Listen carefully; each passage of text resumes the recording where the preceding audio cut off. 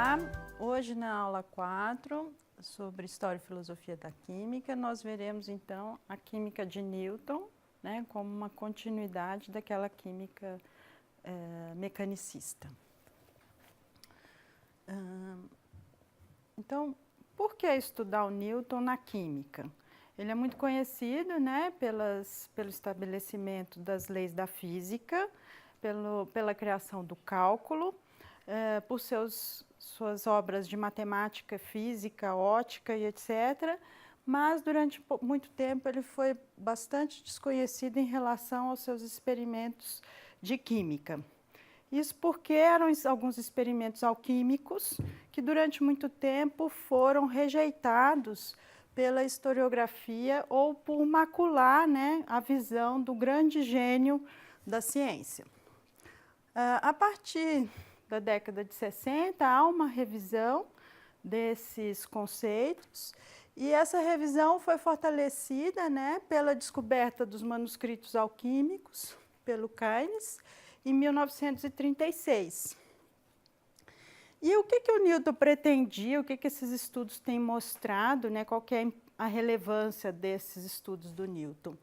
Ele pensava numa síntese filosófica mais ampla, que não se restringia somente aos estudos da física e da matemática, mas que pensava nessas teorias sobre o universo, de um universo mais espiritualizado também, de uma relação entre o material e o espiritual, ou entre o micro e o macrocosmos.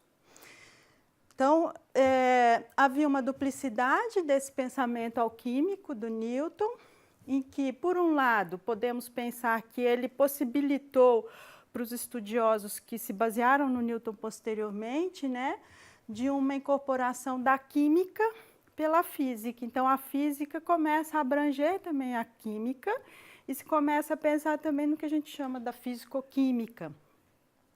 E a química poderia abordar também, né, a potência, a força e a afinidade entre os reagentes. Então, o conceito de força, como nós veremos nessa aula, ele está muito associado a esses estudos alquímicos do Newton. E aí a gente vai começar a pensar, né, o que move os átomos no vazio? O que levaria à afinidade entre as substâncias? Por que acontecem essas reações? E esse conceito de força, ele é extremamente importante. Há a construção de um pensamento comparativo entre substâncias de uma reação. Então, se começa a pensar não somente essa substância isolada, mas em séries de substâncias. Isso vem dessa metodologia usada pelo Newton também. E se começa a ter também alguns interesses, não só por aquelas reações que aconteciam completamente, que eram completamente bem-sucedidas, mas as que sobravam uma parte de reagentes e produtos, ou que tinham diversas gradações, como em ligas de metais, em que quando a gente tem diferentes proporções desses metais, nós vamos ter diferentes propriedades dessa liga. Então, aqui são alguns aspectos biográficos do Newton, muito rapidamente, até para a gente entender essa sua aproximação com a química. Eu destaquei alguns aspectos mais voltados para entendimento desse interesse pela química. Então, ele graduou-se no Trinity College, em Cambridge. Posteriormente, ele se torna professor de matemática e membro da Royal Society. Ele vira diretor da Royal Society, permanece como diretor até o final da sua vida, né? Dizem que ele era o grande ditador dessas importantes sociedade científica. Em 1867, ele publica os 3 volumes dos Princípios Matemáticos da Filosofia Natural, ou os Principia de Newton, onde ele estabelece, né, as leis da física, e é a principal obra dele, a que é a mais conhecida e utilizada.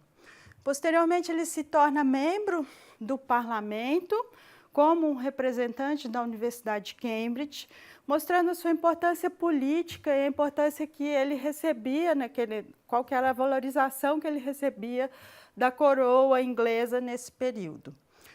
Em 1701, e um pouco anteriormente também, ele se torna mestre da Casa da Moeda, e isso é super importante porque os ensaios que ele fazia, os testes que ele fazia com os metais, os testes químicos, vão ser incorporados também na Casa da Moeda e vão ser super importantes, né, para a cunhagem, para a fundição dessas moedas e etc.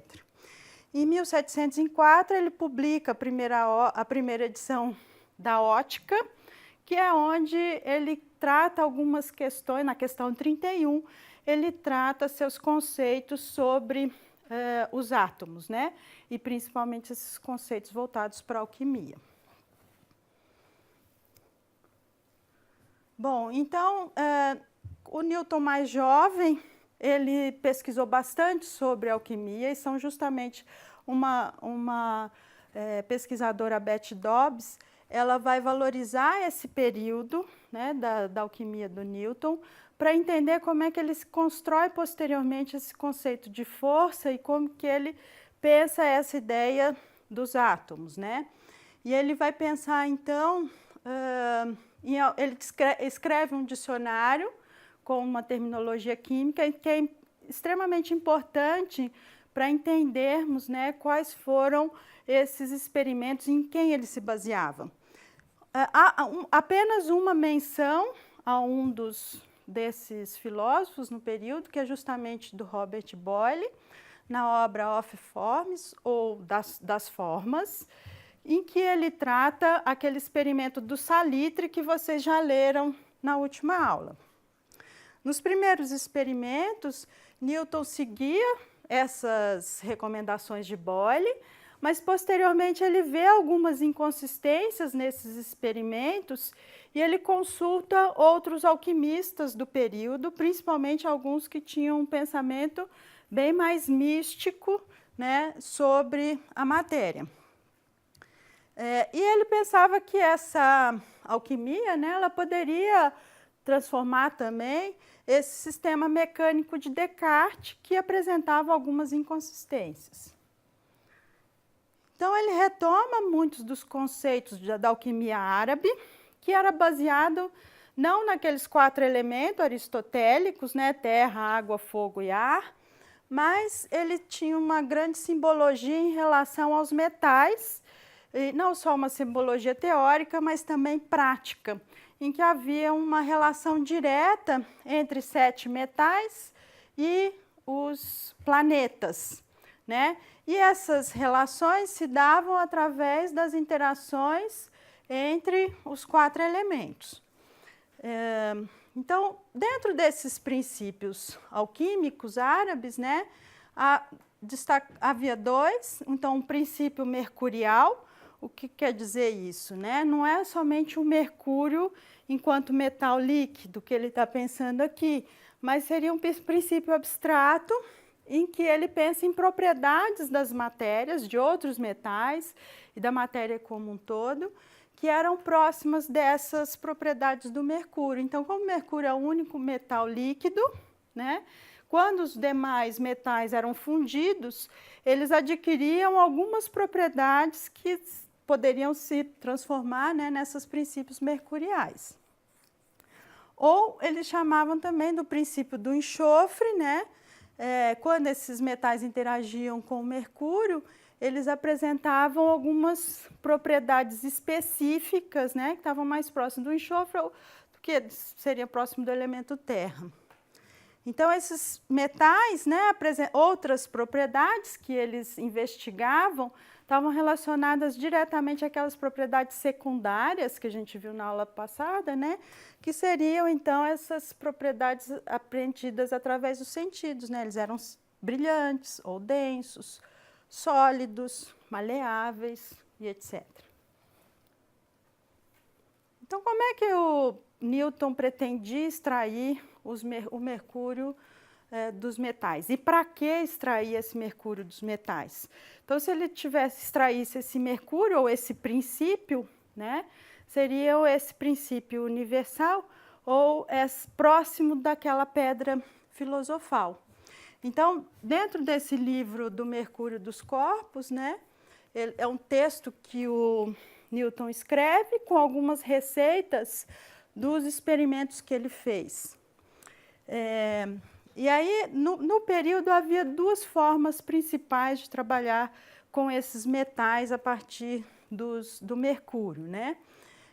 Então, ele ou era um minério metálico ou composto, que se usava normalmente, né, ou chumbo ou antimônio, que eram destilados com um agente redutor para se formar o metal, ou o metal era tratado com um cloreto de mercúrio, né, que era chamado de solimão na época, e formava então o mercúrio metálico e o cloreto do metal.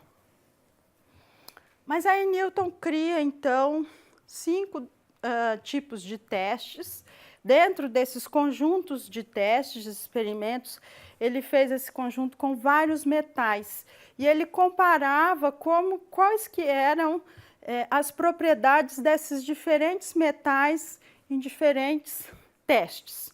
Então ele faz os testes por via úmida, que não eram muito comuns no período, né? Eles começam a acontecer quando se começa a fazer a água forte, aí após o renascimento, né, que seria então uma solução com ácido nítrico, com um ácido extremamente forte, e havia então essa dissolução dos metais. E aí se misturava então essa solução dos metais com o mercúrio e se formava então o Hg2O, né, ou o óxido de mercúrio, que o Newton chamava de um limos branco, que se formava no fundo do recipiente, e esse limos para ele seria então esse princípio mercurial. Ou ele fez muitos experimentos também por via seca, que seria aquela fusão dos metais com cloreto de mercúrio, com solimão, para a formação então do mercúrio metálico, né, na borda do recipiente. E aí ele também, em alguns casos, ele acreditava que estava retirando esse princípio mercurial. Nessa relação de via seca, nesses experimentos, ele misturava a mesma quantidade de mercúrio e do minério metálico. E isso aí fez com que ele tivesse diferentes proporções, ele não pensava ainda nessa proporção de massa, né? E aí ele teve diferentes, as reações não aconteciam completamente, para ele, né, ele interpretava essas reações como não bem-sucedidas. A formação da estrela Regulus, que eu vou falar posteriormente, né, qual é o significado, porque ela vai ter vários significados simbólicos. Uma preparação de uma rede ou de um conjunto de experimentos em que ele atribuía diferentes propriedades a esses metais.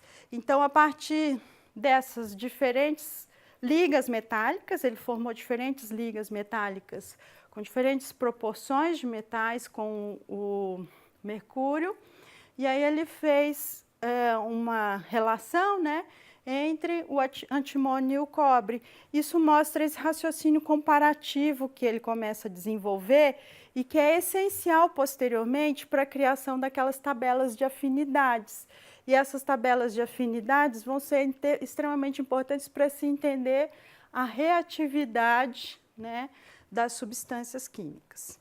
E por fim ele faz uma série de experimentos com amálgamas, né, de uma mistura do mercúrio com o Regulus, né, de vários metais, que aí o Regulus aqui seria o minério. E ele conclui, então, através desses experimentos com a amálgama, né, que ele teria extraído a quintessência, o espírito, né, do antimônio. Então, ele vai valorizar ao máximo o antimônio, justamente por causa da forma em que esse mineral apresentava. Essa aqui é a estibnita, né, ou minério de antimônio, e como vemos, ele tem uma formação radial e todas convergindo para o centro. Isso tem uma associação muito forte com o conceito de força do Newton, em que ele vai pensar num ponto central e nas relações de forma, né? E o que seria então esse Regulus de antimônio ou a estrela Regulus?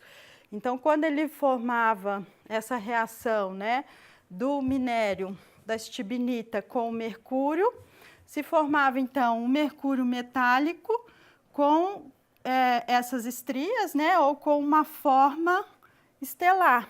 E é essa forma estelar que vai ser interpretada, né, de uma forma bastante simbólica pelo Newton.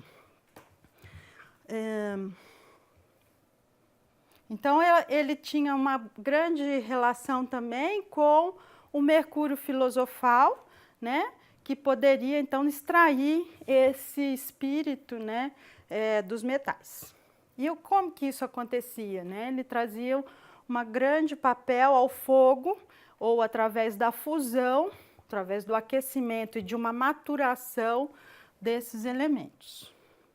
E ele associa diretamente esse Régulus do antimônio, né, com o leão esverdeado, o leão verde, que era uma simbologia alquímica muito difundida no período. Essa imagem, ela circulou muito no período e ela simbolizava diretamente, né, esse Régulus de antimônio, pela cor verde, esverdeada do próprio antimônio, né? O leão, então, quando ele está absorvendo o calor do sol, ou a energia do sol, o calor, ele se transforma e ele vai chegar nesse princípio do mercúrio. E aqui nós podemos ver também o sangue, né, escorrendo do sol, que significava, então, esse mercúrio vivificado. Então, pelo aquecimento da estibnita, né, nós chegaríamos, então, a esse mercúrio filosofal. E o Newton deu grande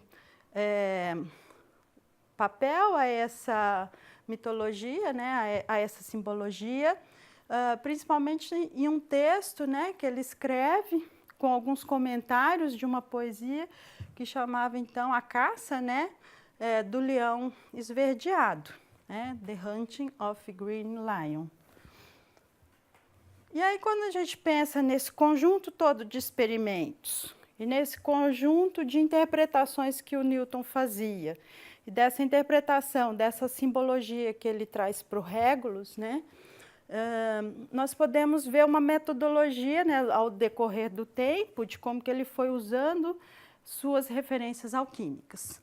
Então, ele copiava inicialmente receitas práticas de outros alquimistas, principalmente do Boyle, né? Posteriormente, ele faz algumas análises racionais, ele interpreta esses experimentos e levanta novas hipóteses. Algumas ele não chega aos resultados que ele esperava inicialmente, mas ele não descarta esses experimentos que seriam dados como falhos, né? Então, muitas dessas falhas nos resultados ou inconsistências faziam com que ele retornasse para essas metodologias anteriores, para o estágio 1 e 2, refizesse esses experimentos sob perspectivas diferentes.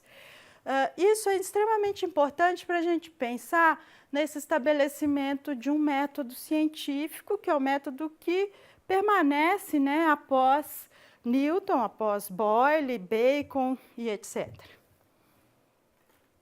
Então, onde que ele sintetizou todos esses experimentos iniciais, que eram interpretados inicialmente de uma forma muito mística, né?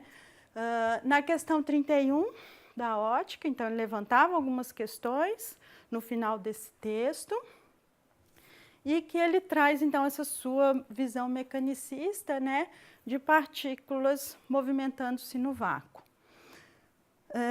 Essa força de atração entre as partículas aconteciam em substâncias diferentes.